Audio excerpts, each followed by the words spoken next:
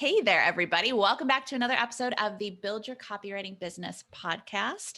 And hello, ladies. Hello, hello. Hey. Hello. So Kate and I have the pleasure of being joined by CCA student and copywriter extraordinaire, Ashley Camposano. Hello, Ashley. Hello, hello. Thank you for joining us today. Good to see you in person. As we were just saying, we interact in the Facebook group. So thank you so much for being here. I'm very happy to be here. I feel so cool. I feel like a celebrity. You are. You are a celebrity. Yes. This is celebrity status. Yes. So tell us about yourself. Where did your copywriting journey begin? How long have you been with us? Give us the Ashley story. Got you. So here's the spiel. So I started back in 2018, I believe somewhere in August 2018. And it was just funny because I felt like I was trying to do so many different things. I was like Ubering, trying to figure out my life. Because it's like, I knew from the get that full-time was just, I wasn't about the life. I just wasn't. And I tried it like twice, failed miserably at it twice. And I'm like, well, I guess I'm not an adult. So then I did Uber for like 2 years. And I'm like, I can't do this forever. So I'm like, let me try something else. And then I was looking for work from home stuff on Google, and then your thing popped up, and I was like, I never heard of this job before. And then I got into it, and I was like, oh my God, I love all of this. Like this, like for the first time ever, because I tried, like I've done many different jobs. I've had like maybe like 12 to 15 different jobs over my entire life. Went to school and changed my major like 4 times. I'm like, okay, I need some direction. Like, what am I doing? Nothing's bringing me joy. Mm-hmm. And then I started doing it, and I was like, where has this been all my life? Where has this been all my life? And then sad part of the story is that there were a lot of dips, like super steep dips, mental health dips, breakup dip. It was just a whole bunch of dips that should have never happened, to be honest. And then I fell off for about, I want to say 2 years. And it's like, I knew I always wanted to go back in. And I was like, you know what? Like, COVID is a thing. I'm not really working like that. So I'm like, there's no better time than to just do it right now. So then I got back into it, going through the modules like a crazy person. And, and it just felt like, I'm like, you know how like when you start something and it just feels like in your heart that it was something you were meant to do. Mm-hmm. And that's what it felt like for me. Like, it was just something I was meant to do. Like, I always wanted to help out my community. I knew I wasn't going to do it through politics because I'm like, no, that wasn't going to happen. And then I knew I couldn't do it through psychology, though I tried, because it's just empathy levels it was too much. It was exhausting work. Yeah. And I was like, I needed to find something that perfectly balanced my ability to put empathy in my work while having a safe distance from people. And then it's like, this was that thing. And just from the amount of like feedback I got from some of the small Black-owned businesses I got to speak with, like it just feels good to be appreciated. It feels good to have people give you they give you this face. It's almost similar to when I was like Ubering, and I would like pick up when I was doing it at night, and women would get in my car, they saw my face and they would like line up with relief, because it's like, oh, I'm not going to be in danger. I'm going to be safe. And it was just like that same expression, that same look, that same sigh of relief. It's like, you get it. Like, I don't have to explain things. Like, let's just do it. I'm like, yes, let's all do it. And yeah, that's pretty much the spiel. That's fantastic. So are you full-time freelance now? Or are you kind of part-time freelancing? What does your life look like right now? Definitely feels like full-time. It's like I'm still going through the learning process, because it's like, so far I'm like super solidified in how long it takes me from beginning to final approval, like an email. But outside of that, it's like, oh God, like these product descriptions that I keep mentioning in the group. I'm thinking, oh, they're gonna be short and quick. But because they want them a certain way, each one takes upwards of like 45 to an hour. And I'm like, and I have to do 56 more of them by next week. And I'm like, okay. So it does feel like full-time right now, but that's just, I gotta just learn how to like better manage my time and turn off Netflix on my phone. Yeah. And not pretend like I could just like, oh, I could listen to it in the background and be fine. No.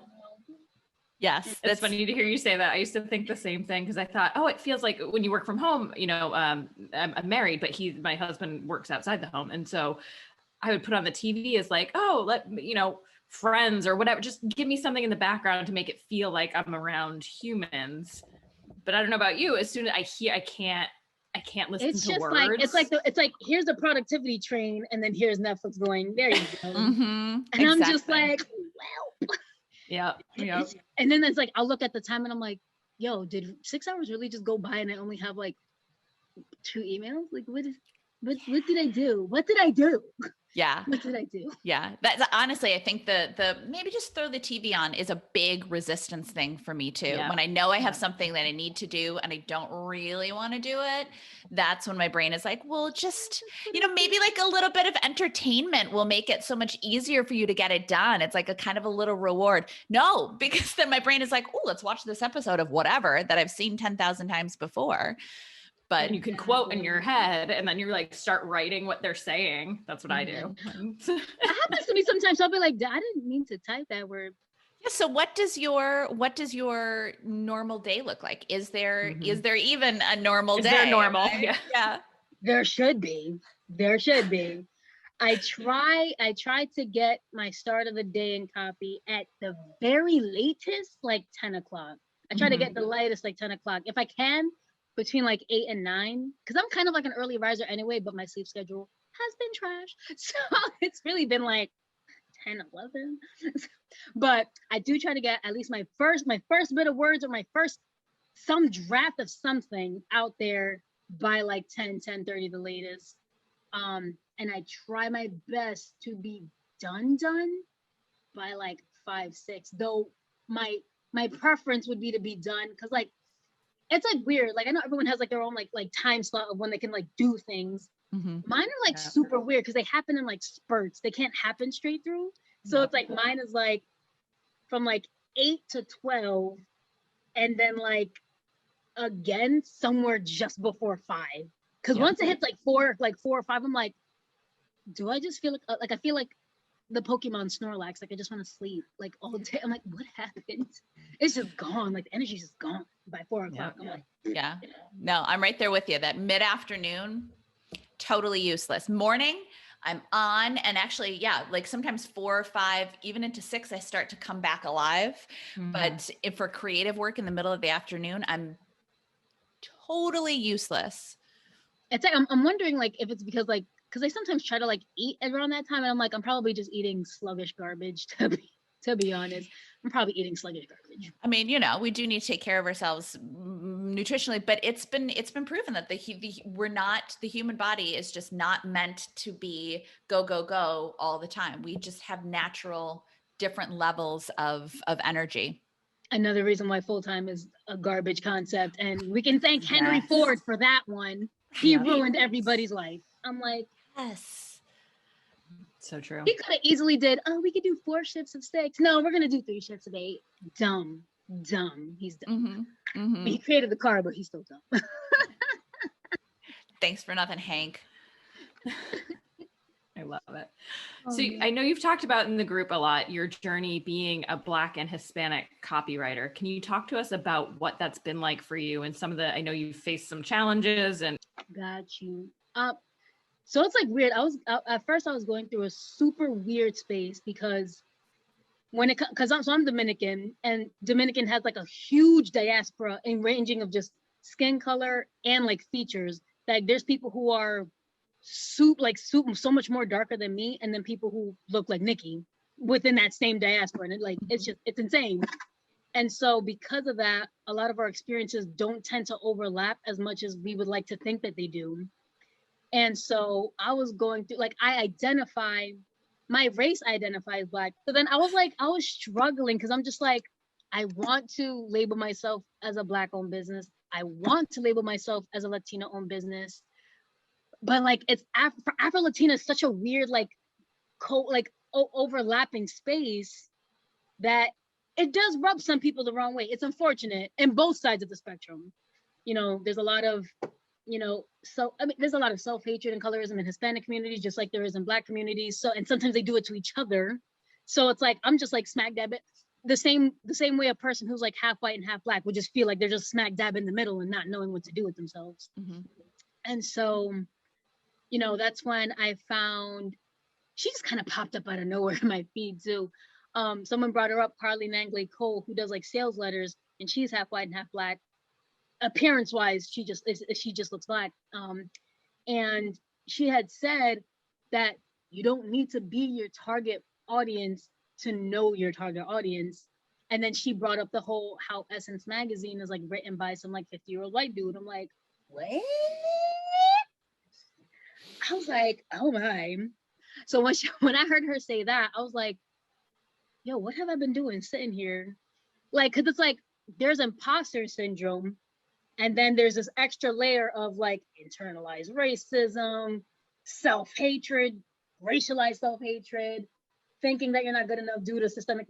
It's like imposter syndrome is all the way down here, to be honest. And like the rest of it is just like compounded on top of that, making it like this pressurized submarine that's about to like just break apart and die. And so to get over that, I had to like really look within myself and be like, at the end of the day, right? I can't help how people are going to look at me. They're going to look at me and think what they're going to think. I can't change them about that. And that's more about them than it is, and that it's ever going to be about me. And that's perfectly fine. But that at the end of the day, numbers are numbers. That's the beauty of math.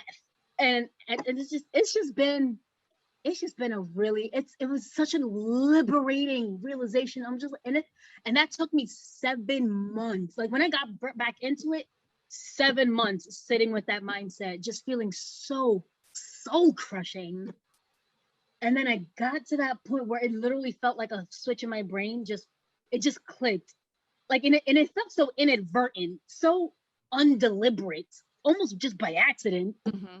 And it's like my brain can't go backwards now. Like it just, like I think of those moments and I'm just like, ew, like who was that? And that's honestly what it feels like now.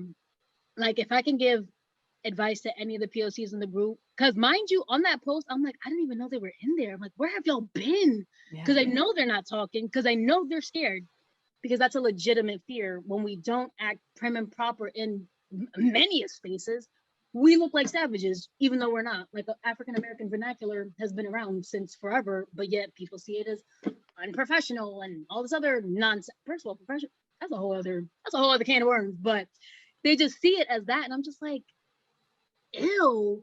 So if I can give advice to anyone in this group, is like, numbers talk. And if people don't want to meet your numbers, then they're losing their money. Mm-hmm. And you could just take solace in the fact that they're gonna probably get swindled out of like $5,000 for a sales page from a derp who don't know what they're doing, and that's on them. And then go sit there $5,000 in debt.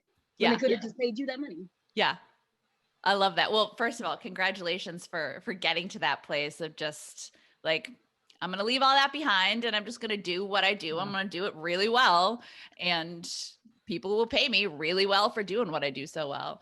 And I love to hear that too, because we say copywriting is a merit-based career, but it's also very easy for us, Kate and I, to say, as two white women who are in a privileged place and in a socioeconomic place to maybe not even socioeconomic, but just privileged in general, to be able to say copywriting is a merit-based career as a white woman. And so I think it's helpful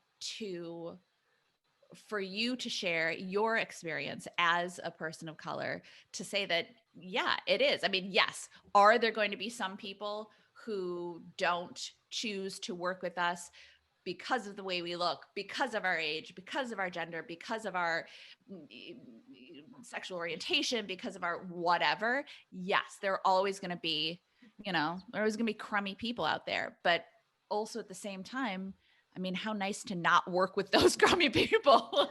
Right? Because ain't nobody got time. Ain't nobody got time. You have had you have developed a friendship with Adele, one of our students and one of our coaches. And you guys have gotten a chance to meet in person, which is so awesome. It was so cool. But so how has it, like, how has it been? How has it benefited you, or what has it meant to you to be able to build a connection with a fellow copywriter? Has that enhanced your career or your experience, or tell us more? Definitely. So copywriting is the first career I've been in, and it'll be the last career I'll be in which I've met I've just met the largest network of people who do what I do. Like, that's like, I feel like that in and of itself is just unreal. Like, I feel like when people get into like other careers, whether they get it from like, you know, majors in school or whatever, like they tend to just have like these like little close circles, if circles at all, or like people with just colleagues like in like their physical place of work. Yeah. And it's just like outside of that, it's like what, like 5 people, and then that's it. Where I feel like I've since starting, I probably added like over maybe like 50 people, 100, because it's just like, and like people messaging me going like, you're so inspiring. I'm like, coming from this like pseudo depressed person, like what? Because like, it's like if you were to know me in a past life, it's literally night and day. Very, very, very night and day. I've had, and I know probably some people might deal with this in group too, but they probably don't say it as often because, you know, like mental health issues, like kind of like can be viewed negatively and stuff. Mm-hmm. I'm like, I ain't about that. My background is psychology. I'm all about that mental health. And so I had like chronic depression for like 14 years of my life. Like all my high school years are just one big blur of like gray. Like they're gone. Those are times I'm never getting back. And when I see the kind of behaviors I had then, the kind of mindset, like just these boxes, these things that I had before to what I have now, it's insane to believe I'm still living on the same planet, because it doesn't feel like the same planet. Like it doesn't feel like I'm living in the same house. It doesn't feel like I'm living in the same country. It doesn't feel like I'm living in the same state. It literally feels like someone plucked me out of my previous dimension and placed me in an alternative universe where things don't suck 24/7. Where people actually support you 24/7, where you have support system out the wazoo, where you have guidance out the wazoo, where you don't feel lost in a river of just listlessness and hopelessness and helplessness. And I'm just like, is this the same planet like I was born on? Because it doesn't feel like it. That's amazing. That's really amazing. But I want to also turn that back to you, by the way, because I don't think that you need to, I don't want to make sure that you don't at all downplay that you play that same role for people. You are absolutely in the group providing support. You are in the group providing feedback. You are in the group providing inspiration. And I want to make sure that you recognize that you are, as much as you have quote unquote taken or received, you have absolutely given that and more back. You are such a valued and valuable and wonderful member of the community. So I want to make sure that you are aware of that as well. It's taking like all of my strength not to cry, and like my whole body hurts. You know how it feels like when you're holding back a cry and you feel it right here. Oh. Because it just feels, I can't even, like it's an unreal, like a surreal experience to have gone through a life where you feel like there was no hope at all. Yeah. But it feels so surreal to have lived such a life that felt so void of hope. And that no matter how many people tried to reach you, you just felt unreachable. Like you were just sinking in molasses, just out of reach, out of anyone who was reaching their hand out. And to then feel like now you're the one basking in like the gloriousness that is the sun, that is the forest, that is nature, that is the sky, an open, clear blue sky. Like that's how surreal it feels. Like it feels like a damn Van Gogh painting or something in my life. It just feels glorious. God, I'm so emotional. Give me a Kool-Aid. My comfort juice. This comfort juice. I love it. Love That's that. beautiful. That's is wine so for me. beautiful. Yeah, my comfort juice. A little early for my comfort juice. Yeah. I think that leads so nicely though, before when we started talking, before we started recording the episode, you were mentioning some of your goals for the future and what you hope to do and paying it forward. So can you share a little bit about that in terms of where you hope to take your business and what you want to do? So I'm definite. I was going to say most likely, but I was like, I'm definite. Like it's a definite. Own it. Yeah. that I'm definitely going to be putting most of my efforts in like client acquisition, in Black owned businesses and Hispanic owned businesses, or any BIPOC businesses, to be honest, whoever feels comfortable to come to me. But definitely like I want to say 90% of my focus is going to go towards that, because there's so many new businesses opening, and a lot of them just need the guidance. Because when I hear their stories and I'm like, bro, why isn't this on your website? Yeah. It makes me want to die. I'm like, I'd be like looking at them, I'm like, you better cut it out. You better cut it out. Cut it out. You playing. And my hope is to have, I want to have like maybe like 3 to 4 solid clients, and then just take on like small projects from Black owned businesses. Revenue goal is 10K a month because I'm greedy. That is not greedy. It is not greedy. Don't follow my money mindset. Yeah. Take that back. So I want to ask this, because I've heard this in other groups, that once you reach a revenue goal, that people need to be careful of their ambitious levels, because they can always keep creeping up and up and up to the point where it can be all enveloping. So like, does that happen? That's a good question. It's a good question. I do feel like you can, it depends on the person, I'm sure, but I feel like you can hit a goal and then that becomes your kind of basement, if you will. And that if you're like, oh, I keep hitting this. Oh, I dip down. And if your goal is 10,000, for example, oh, I hit 9,500 a month. That's terrible. And I feel like that mindset. I'm exactly that person. And like 9,500 a month is, 9,500 is still a really great number. So I think that's an individual, obviously it varies from person to person of what that is. But I think reminding ourselves like, no, this is still really awesome and incredible, and not beating ourselves up to feel like, to compete with ourselves in a way. I think a healthy competition with yourself is always good, to want to improve, to want to get better. But yes, at a certain point, I feel like with copywriting, you're going to hit a level where you're like, okay, I need to outsource. I'm going to do some, you mentioned coaching and stuff. So definitely. I'm just a little afraid of that. Cause it's like, like I want the family, the whole shebang and all this stuff. And so I noticed a lot in the group that there's like partner discrepancies, and I didn't think it was going to happen to me, and it did. So I feel like I want to touch on this just so people can be like aware that it could very much happen. Sure. In terms of like, so like me and my partner, when we first got together, we were kind of like on the same levels of ambition, right? So we kind of like, we were both kind of insecure. Like we were healthy individuals, but like still insecure, anxious individuals. So it worked, right? Humans.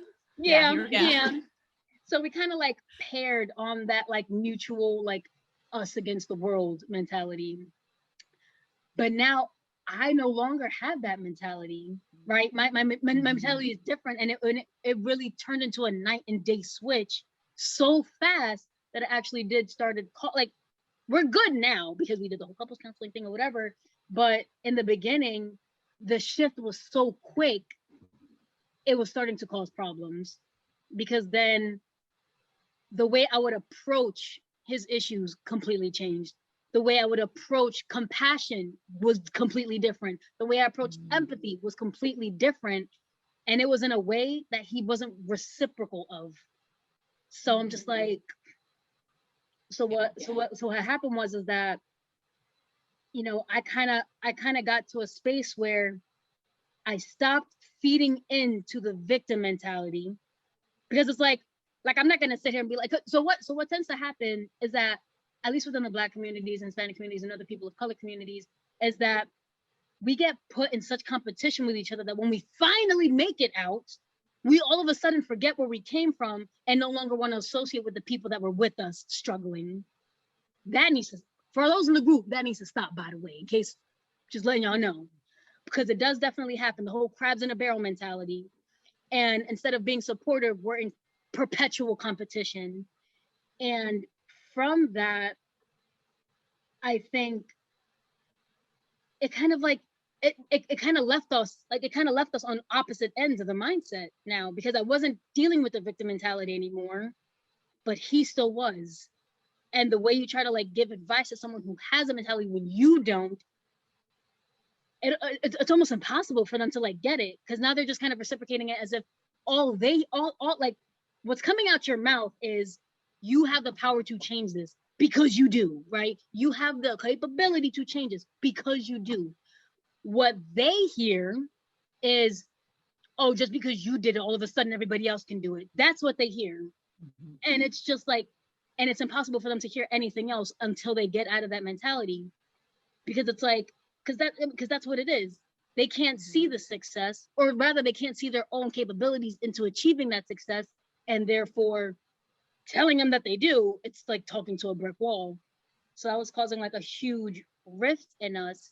And also our ambitions levels, like his is going up steadily, but mine kind of shot up way too fast. Like I went from thinking like, oh, I'd be happy with my little $3,000 a month. I'm like, I want 10,000 a month. Like 3,000 can go kiss something, okay? I want 10. Yeah. And mind you, people who are working full time, unless they're like software engineers or in finance, are not usually making 10,000 a month, like in take home, you know, or even in net, my goodness, like or gross money. They're not taking that home. Yeah. And so with that ambition level comes, you know, me wanting to like change my like way of living a little bit, or what I find to be less like, not so, what I used to think was frivolous is no longer frivolous. Now it's like, I want to live my best life because I have one of it. I'm not going to live again. Why force myself to sacrifice or be without when I don't have to? But he doesn't come from that. And more or less, my parents kind of come from that lifestyle anyway. My parents are bougie. They broke, but they bougie. I don't know how that works. But his parents are definitely the kind of like, they want to save everything. Like every money like needs to be put back into something. Like they don't do vacations like that. They don't shop like luxury, none of that. They don't do none of that. So they raised him that way. And so that was also kind of like causing like the rift. So I just want people in the group to know, like, it's not your fault if you're growing and your partner is not growing as fast as you, but just to know that, to let them know, like, just because you're growing doesn't mean you love them any less, doesn't mean they're any less than you, and that there doesn't need to be a superior inferior dynamic, which can inadvertently happen because you're going to be making this bread and your partner is probably not going to be making as much bread. Especially if you're the wife and your husband is like one of those, I'm not bringing home the bacon. I'm like, hey, what do you got time for you? Let one of us bring home the damn bacon so I can live in a nice house. Shut up. Damn. It's so my true. husband says that all the time. He's like, why wouldn't I be happy? Like, right. This is a Y'all partnership. Just get home and like, be in your shorts or something, and let me bring home, and we can go on right. vacation. Yeah. Exactly. We all benefit when I succeed, you succeed, right? Exactly. Like my money is our money. So yeah.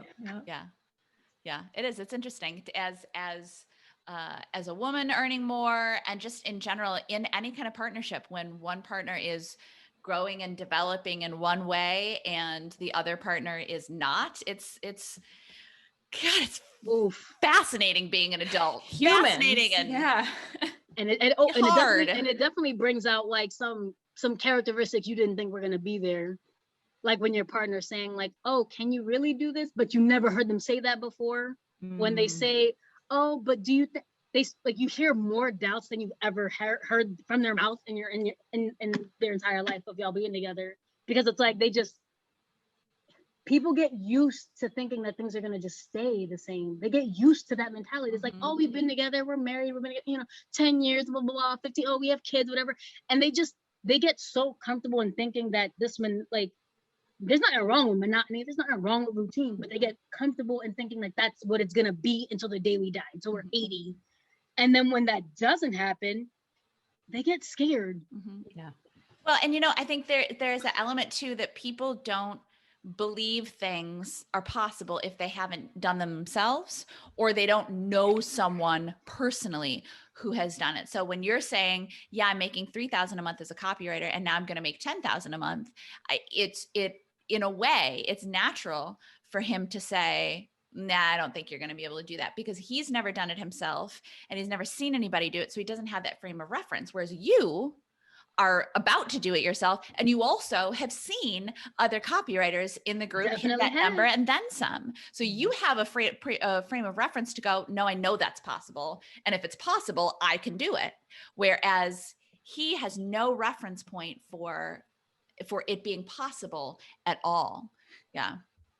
It was definitely like kind of like that it was a wake-up call to me that now I have to put in, like on my end, I have to put in more work of being introspective, because when I do get super busy, I forget to introspect, and I do it all the time. I used to do it all the time. I had the time to sit with my thoughts, think about a situation that happened, think about a fight that just happened, and be like, this really could have just been handled better. But it's like, sometimes when I get so busy, I'm just like I don't want to be bothered. Absolutely. Yeah. But I think that's very wise. And I think you're completely right. I mean, whether it's a partner, whether it's kids, whether it's friends, whether it's when you get busy and when you start to attain those levels, there is that risk of letting other things slide, because you don't have as much energy to put to it as you did before. You don't have as much time to put to it as you did before. It's when you get busy in one area, it's easy to let other stuff kind of not go by the wayside, but like just let it coast a little bit. And the problem is, it takes effort. Yes, Empathy is exhausting. Like I love it when people have it for me. Thank you. Full-time freelance career.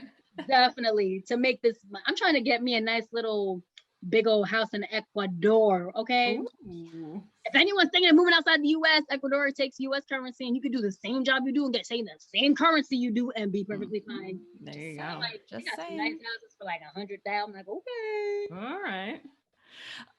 Well, Ashley, this has been just a super fun conversation, but also really insightful. So thank you for sharing everything that you've shared. I think, inspiring for us, inspiring for other people in the group and the community at large. Yeah. You are, first of all, you're just a fun person. You're just a delightful person to spend time with, but you have worked so hard and you've come so far, and, and you didn't let yourself get derailed either.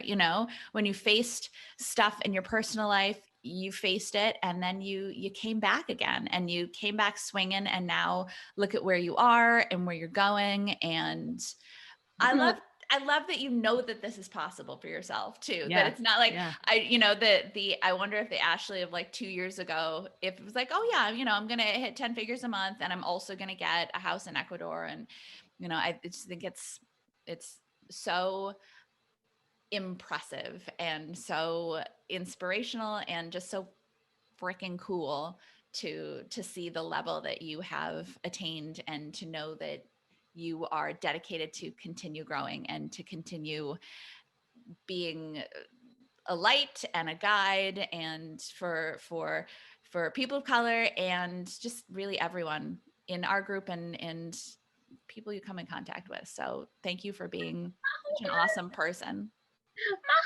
My whole sweaty heart, because it's hot. But before we forget too, if someone is watching, listening, clients maybe are like, "Ooh, yes, I want to work with this woman." Where can they find you on the internet? What's your portfolio? Give us all the. But my website is kitcatcopy.com. That's KITCATCOPY.com. Mm-hmm. And there you can find my awesome portfolio and some of the work I've done for Black owned business already. I made them some money. Okay. You could also catch me on LinkedIn. It's like linkedin.com/Ashley Campesano. I can't remember if I put an underscore there. We'll link to it in the show notes for people, but I want them to hear it, and please go check it out. Absolutely. Copywriters, if you want some inspiration for portfolios, check it out. Yeah. This was smiling. My face hurts.